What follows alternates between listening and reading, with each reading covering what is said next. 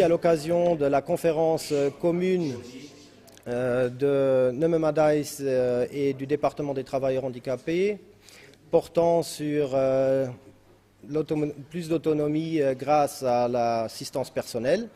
Un concept qui ici au Luxembourg est encore totalement inconnu, mais qui existe déjà en France et qui existe également déjà en Allemagne.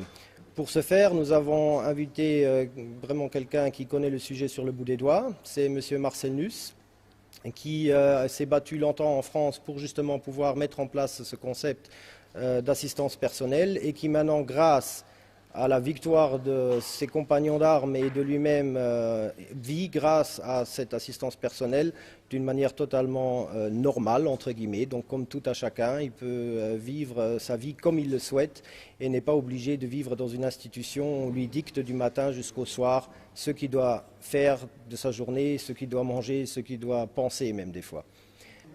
Bien, Marcel Nuss, nous connaissant bien évidemment le modèle de l'assistance personnelle de la Suède, qui a été l'un des grands pays précurseurs en la matière. Une question concrète justement, qu'est-ce que l'assistance personnelle a changé concrètement dans ta vie et comment ça fonctionne? Pour moi, l'assistance, l'accompagnement au quotidien plutôt, c'est un changement radical, dans la mesure où il apporte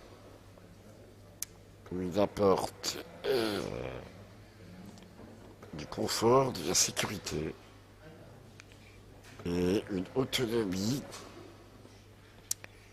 qui sont inexistants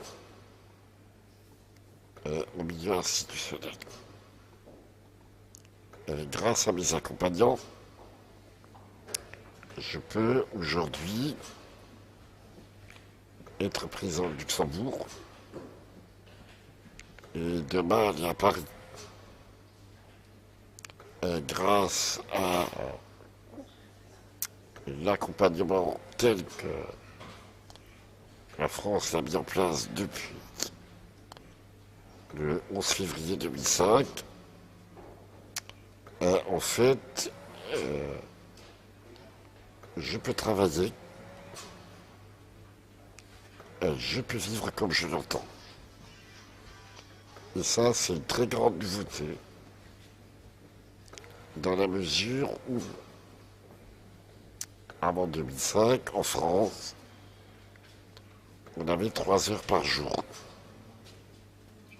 d'accompagnement maximum. Avec 3 heures par jour, il est impossible de vivre. Ce n'est même pas de la survie.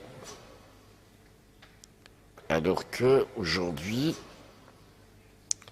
on est accompagné au prorata de sa dépendance physique, de son handicap,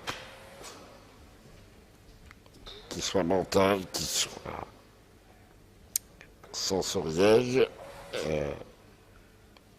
Tous les types de handicap sont accompagnés en fonction des besoins réels. Ce qui correspond un peu à ce qui a été mis en place en Suède il y a quelques années.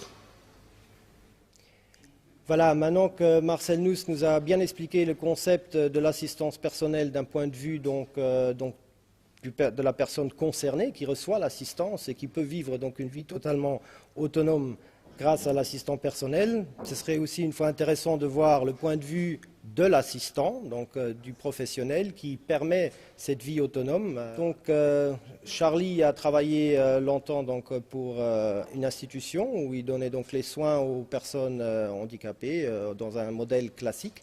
Maintenant, il travaille pour Marcel Nuss en tant qu'assistant personnel et permet donc à Marcel de pouvoir vivre une vie autonome et comment on pourrait dire, normal. Donc ce serait intéressant de savoir comment que lui voit d'un point de vue professionnel son métier en tant qu'assistant personnel et s'il trouve qu'il était peut-être mieux avant en institution ou s'il trouve que ce qu'il fait maintenant correspond plus aussi à ce que lui s'imagine de son métier. Donc voilà, Charlie, est-ce que tu peux nous dire comment que toi tu vis les choses et les plus et les moins d'avant et maintenant? Travailler en institution et travailler pour une personne à domicile, c'est complètement différent. En institution, on est régi par un projet d'établissement, par des règles de vie, tout ça. Règles de vie qu'il y a aussi d'une autre manière au domicile. Mais c'est vrai que c'est beaucoup plus agréable de bosser avec une personne en individuel et pas avoir un groupe derrière qu'il faut qu'on gère jusqu'à arriver à travailler comme en usine, quoi. Il y a une certaine liberté, une certaine forme de liberté au domicile. Comme dit, on entend beaucoup plus le désir de la personne, on accorde beaucoup plus d'importance. Le prendre soin devient plus évident. Voilà, il n'y a pas, voilà, comme dit, il n'y a pas toutes ces règles qui viennent nous bouffer la vie comme en institution.